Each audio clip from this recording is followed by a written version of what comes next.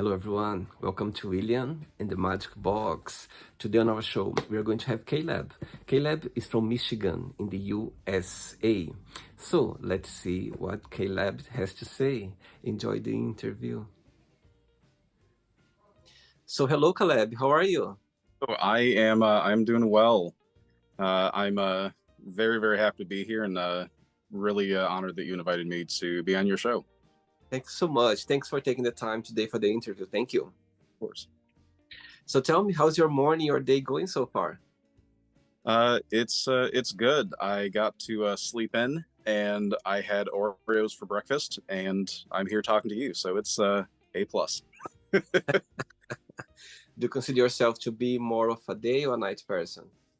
Definitely a morning person. I am useless after about 9:45. Just there's nothing good's gonna for me. I'm exactly the same. Exactly the same. I'm an early bird, always been. Mm-hmm.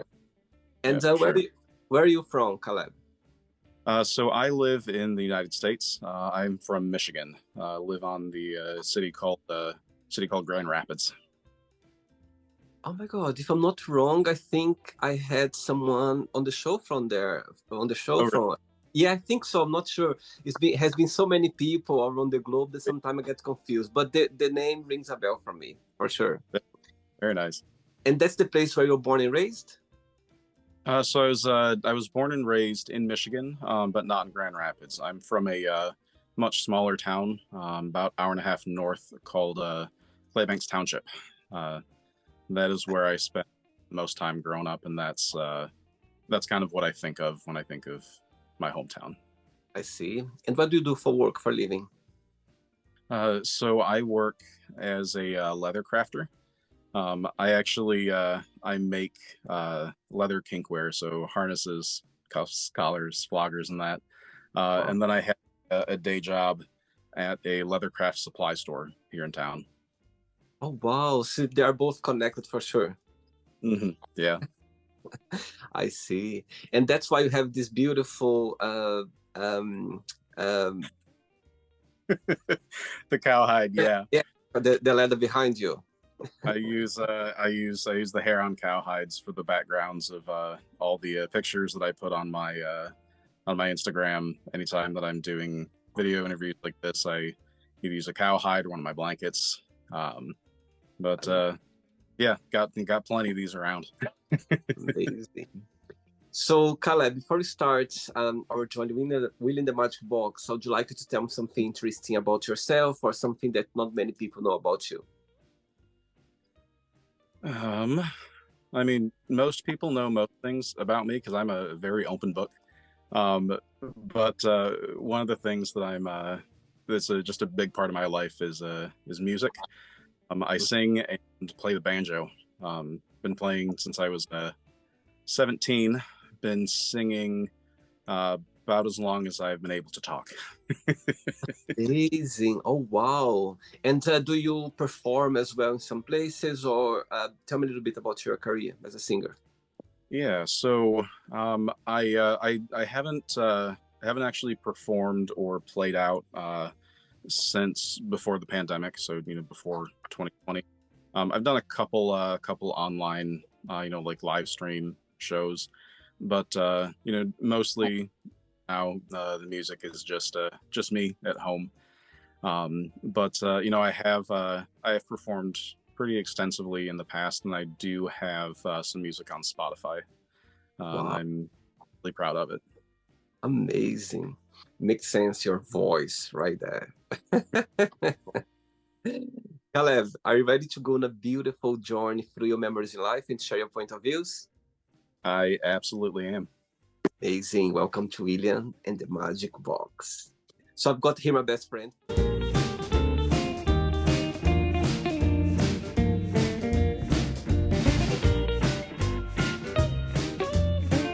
Run the fun questions, okay? I'm just gonna play a song now just for us to relax a bit before the first question, okay? All right. Let's do it.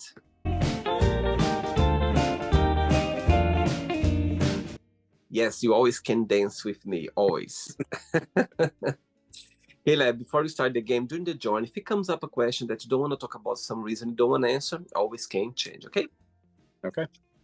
First question for you is, where do you see yourself living when you retire? I have no idea. There's so much that could change between now and then. You know, if you were to caught me 5 years ago and said, "Oh, where do you think you'd be living?" You know, caught me 10 years ago, where do you think you'd be living? It would be completely different answers. So it could be anywhere. Maybe it's still here in Grand Rapids. Maybe I go live with my friends Clarissa and Kang in Vietnam. Maybe maybe I go and live in a cabin somewhere in Canada where no one can find me. I don't know. Gonna take it a day at a time and see where it lands me one day. Wow. And if you could choose somewhere, where that would be? Oh man. I love the desert. I've been in the Southwest and then kind of like the high desert, Mexico, Nevada, Arizona, Utah. If I could have my way, I'd end up somewhere there. Amazing. Good. Very good. Next question. Let's do it. Hey, next question is, do you think your priorities have changed since you were younger? Oh, absolutely. Absolutely, they have. So I grew up in a Christian cult, right? I grew up in a very very extreme sort of branch of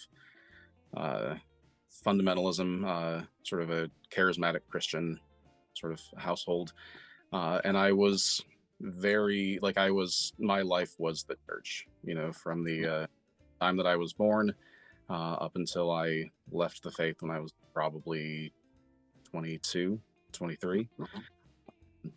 And so back then, my priorities were, following Jesus, being involved in, in church life. Everything was my faith. That was my number one priority always. Not the case anymore. I left the church. I left the faith. I don't believe in much of anything anymore. And so I had to, kind of build everything from the ground up. So my priorities are very different than they were when I was young. And when was the moment that you kind of realized that you said your age of 22, did something happen, or just felt like, okay, I think I need to, change a little bit about my life? So it started when I came out, because I'm a queer man, and I struggled with that, all through my teen years and young adult years. And it's too long of a story than we have right now, but eventually I got to a point where I realized that it is okay that I am the way that I am.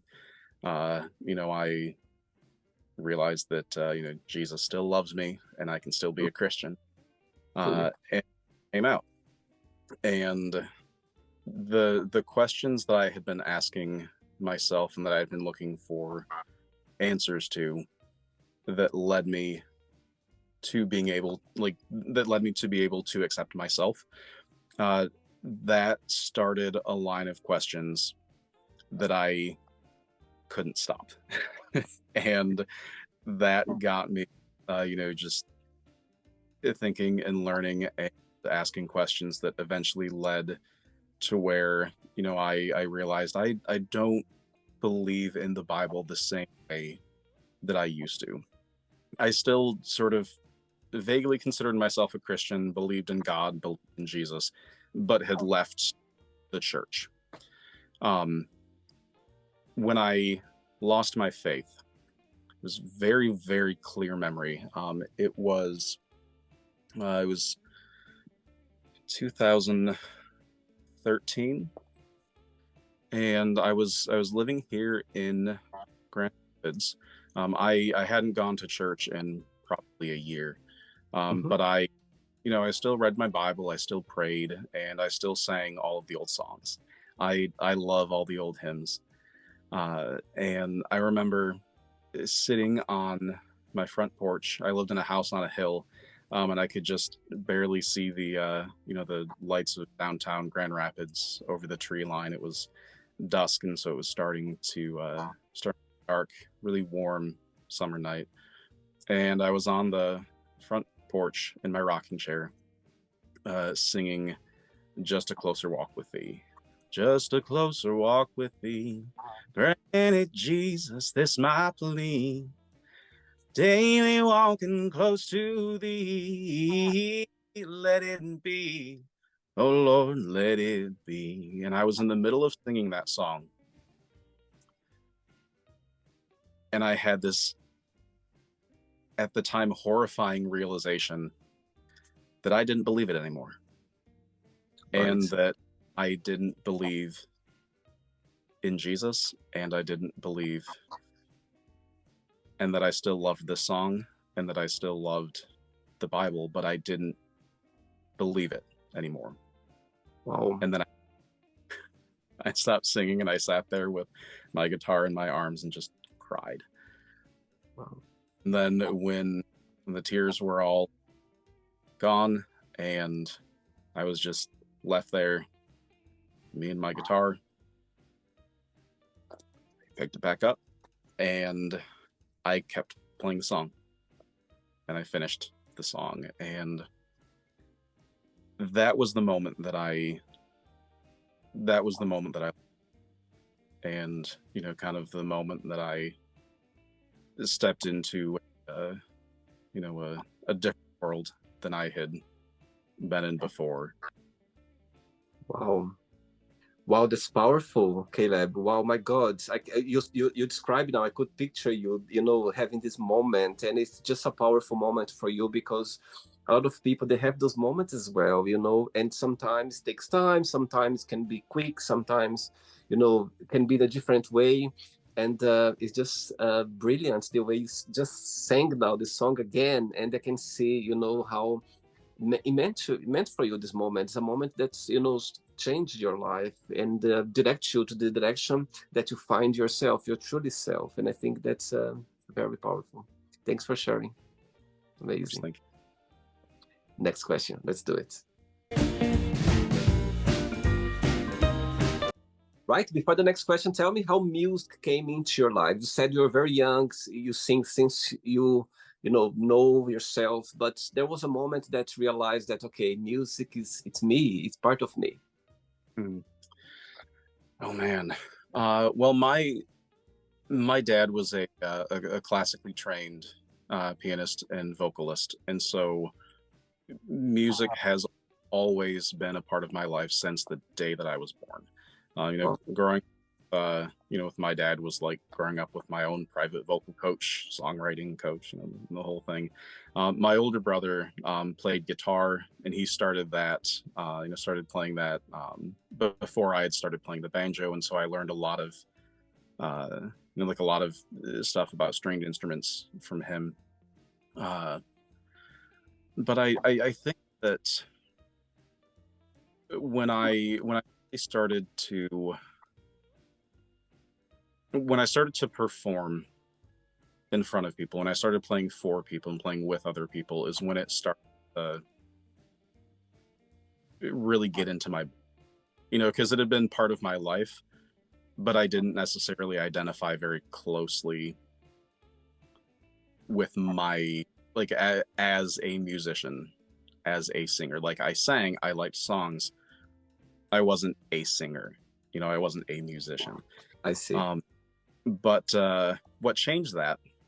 Uh, I was I was 18 years old, and my younger brother, who's 11 years younger than me, he was going to this Sunday school, like midweek kids children's church thing on Wednesdays. And I would go there and I would volunteer and help out with help out with the kids. And there is this woman there that I knew kind of I knew of her. I hadn't met her. Her name was Ruth Ann Eilers. She was a feisty Southern Baptist woman from Macon, and I knew that she was Tessa's mom and that my little brother played with her daughter. I didn't really know much about her, uh, but she came up to me one day and she's like, "I heard that you play the banjo," and I said, "Well, yeah, like I haven't been playing very long. I like about a year at that point. So I've, I yeah, I kind of play, I kind of sing." And she's like, "All right, perfect. You are going to play some music with me at Songs and Sweets in 2 weeks. It's going to be a thing where we have people from the church come and play music, and everyone brings a dessert, and it's going to be a great time. Wow. And you're going to play." And I said, "Oh yeah, I'll look at my schedule and see if that's something that I can fit in, and just see if it's something that I want to." And she cut me off. She's like, "No, that wasn't a question. You're going to play. Bring your Wow. banjo next. We're going to start practicing." Wow. "Yes, ma'am." And I brought my banjo the next week, and we started practicing, and I fell in love with performing because of Ruth Ann. She's the one that really pushed me to like I knew how to sing. My dad taught me how to be a musician. Ruth Ann taught me how to use it. Wow. And Wow. when that's when I started, like, that's when music really really settled in, right? Wow. I love that. Wow. Beautiful story. Next question is, what makes you most uncomfortable about dating? Oh God. I haven't dated in about 10 years. Me and my husband have been together Wow. uh since 2014. Wow. And then we do have two partners that we've been with since 2018. So I haven't really been on the like on the dating scene for a while. Um, but one of the things that always made me uncomfortable and that I never really liked was just with dating. You're putting your best self out there, and you're trying to impress the other person, and everyone's trying to like a lot of it felt very very fake to me, I guess. Mhm. And I were quite sure if someone was actually interested in me or not, just because there's all the different games that people play when they're dating, like, oh, hard to get.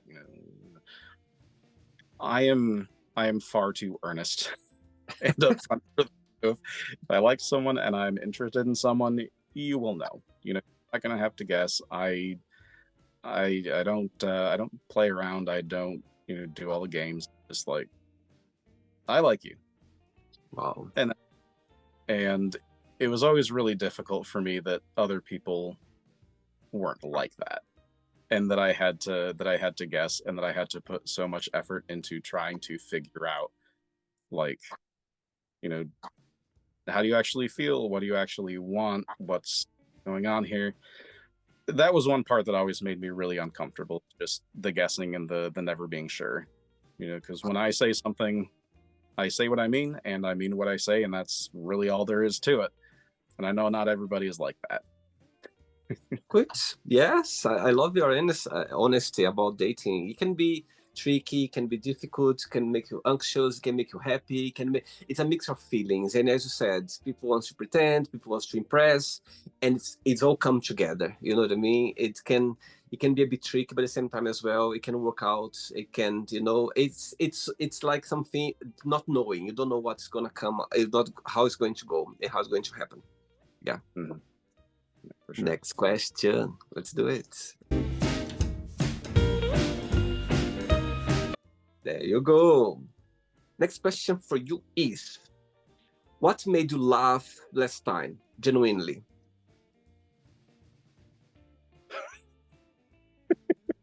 Okay. So I was hanging out with my cousins. I'm not on speaking terms with the majority of my right. I have one aunt and uncle, and then their kids who aren't terrible. And I spend time with them whenever they live down in Kansas, but they come up to visit, a couple times a year. Whenever they come to visit, we'll all, like we'll hang out, we'll get dinner, whatever. Um, so I was hanging out with my cousin Keegan and his wife Shwefe, and then my cousin Fiona, and nothing that we were laughing at makes any sense objectively, and all of our jokes were just stupid, and would just be absolute complete confusion to anyone who didn't know us and didn't know our family. But we were just we were roasting our family so hard and roasting each other, and uh I have not laughed that hard in years. Like, we were making jokes about being queer, and just making jokes about the family that we grew up in, and we were having a great time. I when you something just really gets you and you start laughing so hard that like you can't catch your breath. Absolutely. Your gut hurts and your face is red. That was it. Hanging out with my cousins and just making stupid jokes that would make no sense outside of that moment. Yeah, those laughs, like genuine laughs, is just you cannot explain. It's just come naturally. You know what I mean? And it happens like genuinely with people around you that you know very well. Hmm. Besides your partner, your husband, which person in your life you are more close to? Okay, so I have three best friends. Mm-hmm. I can never be counted on to decide on one favorite thing. Okay. It's whenever anyone asks me like, who are you closest to? What's your favorite whatever? I'm like, okay, here's like top six, because we can't narrow it down. It doesn't work like that. So I have three Right. best friends. My oldest friend is Janae. We met when I was 17 years old. I'm 34 now. So we've been friends for a minute. And we just understand each other. We went to church together, and we've gone through a lot of the same things, just with family and faith and relationships. Mm-hmm. And we understand each other, and the way that we talk and communicate is very specific to us. Whenever other people hang out with us, they get a little bit lost with the conversation and with what we're saying. Me and her follow each other perfectly well, but everyone else is like, what the hell is going on here? So that's Janae. I love her with my whole heart. The next one is my friend Tyler.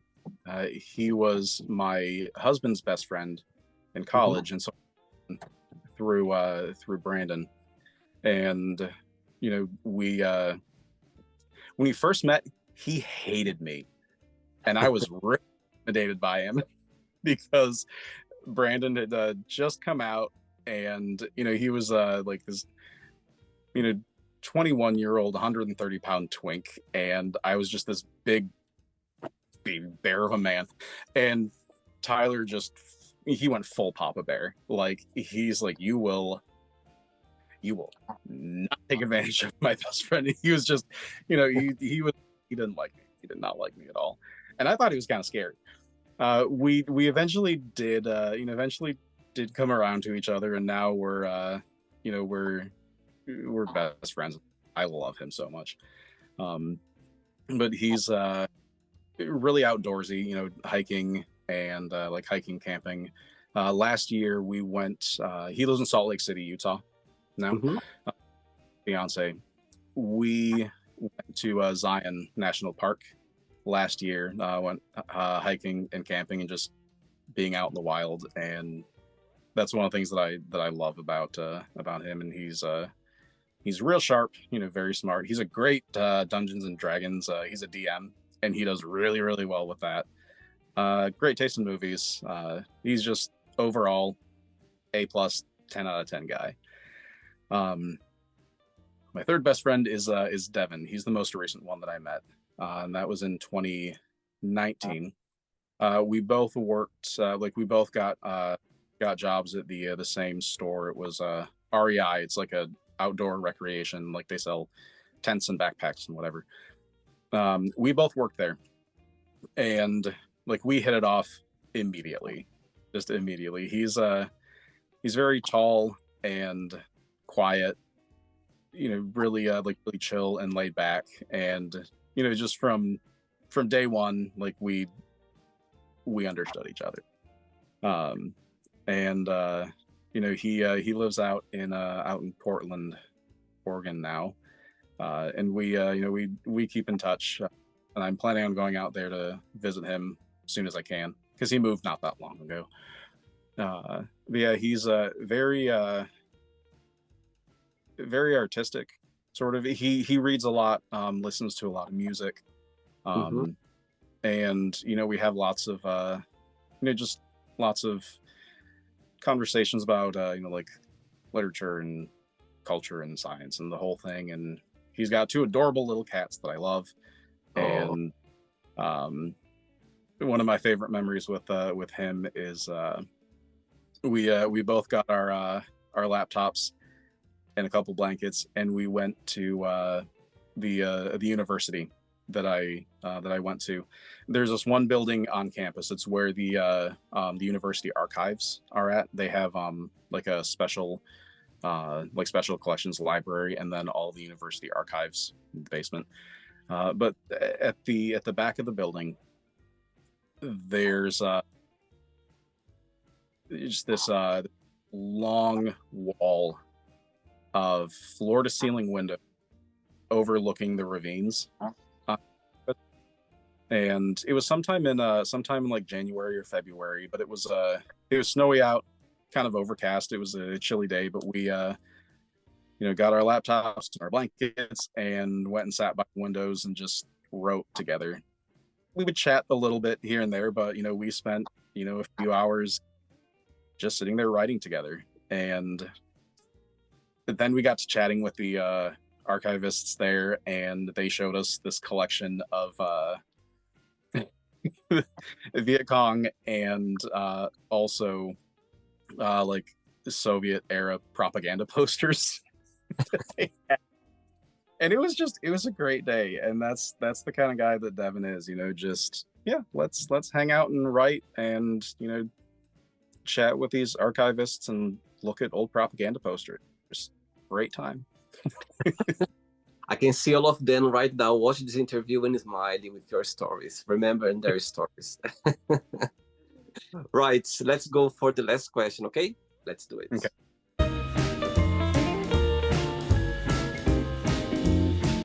Okay, Caleb, but before the last question, let's see, if you could choose anyone, to sing with, like, for example, on a concert or to open, a gig, to collaborate with someone, which person that would be?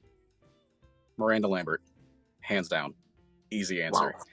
Wow. I have loved her music since I was like 19 years old, and she's great. I love her songwriting. I love her musical style. I think she's just an interesting person.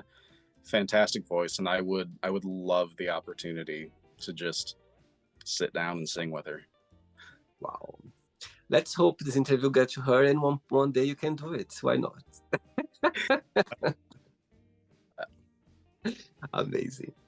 Last question is, what makes you a unique person?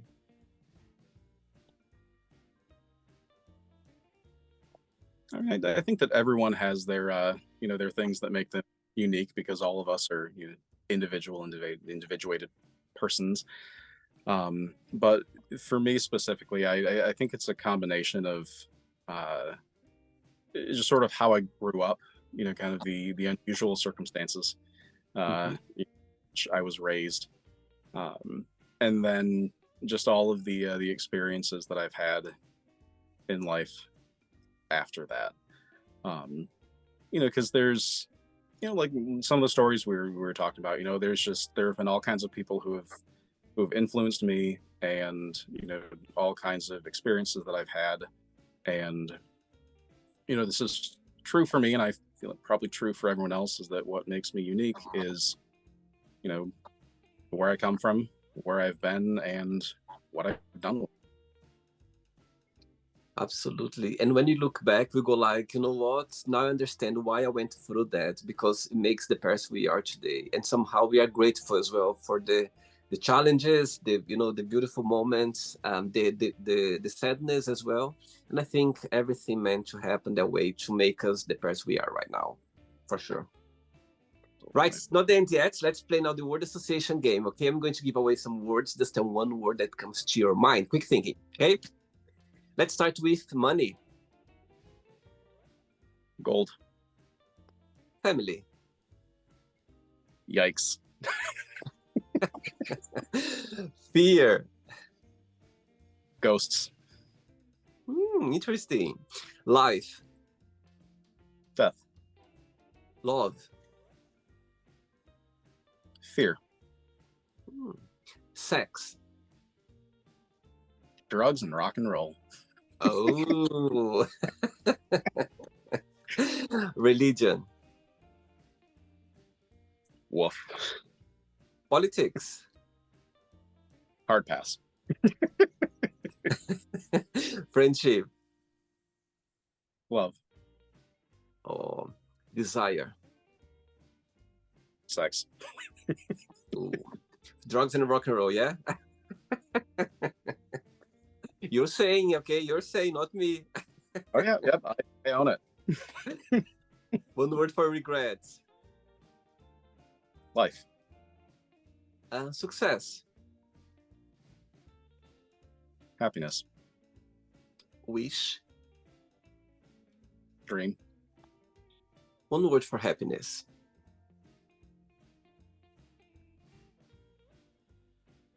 Love. One word for Grand Rapids. The Brer Rabbit. First Say one again? came to Brer Rabbit.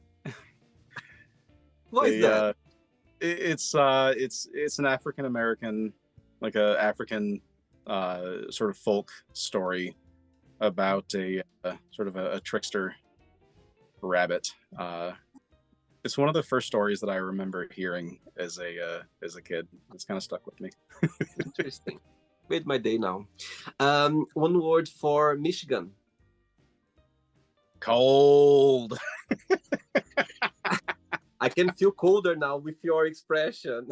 It's cold in London today, but with your expression, I felt colder now. I need a jumper. One word for USA. Embarrassing. Again, you're saying, not me. One word for leather work. Pink. One word for music. Peace. And the last one now, singer. One word. Miranda Lambert. Of course. Of course. Let's pretend now I'm going to meet your husband for a coffee, and I'm going to ask him, define Caleb in one positive word and one negative word only. What he would say. For the positive word, I think he would say loving. The negative word,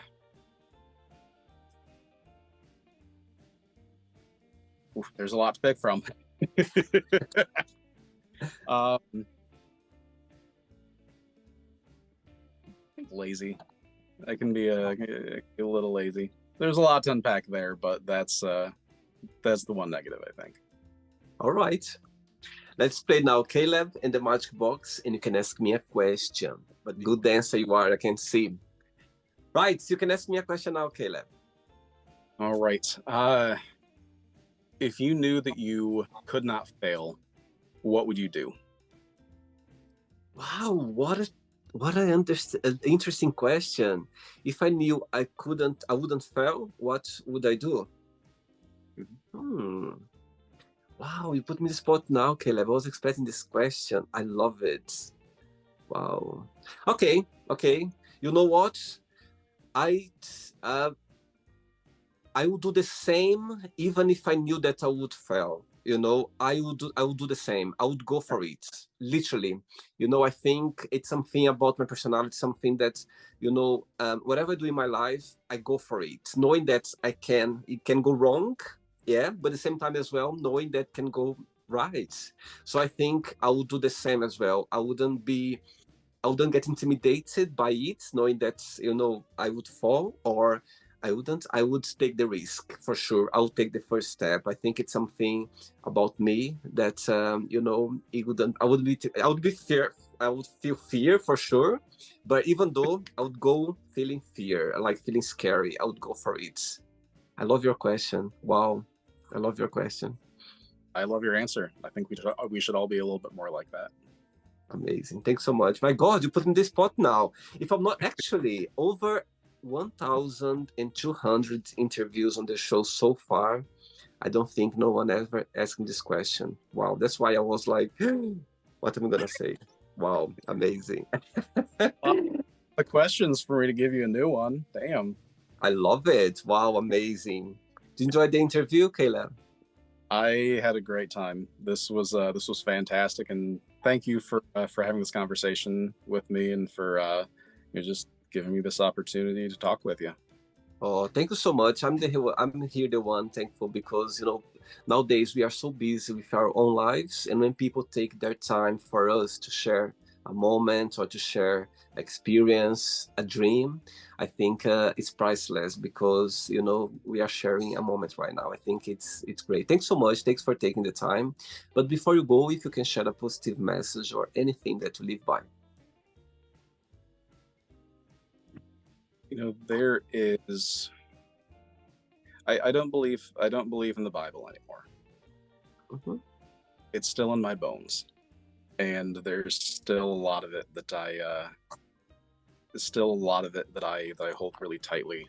And actually, I think I have it written down here.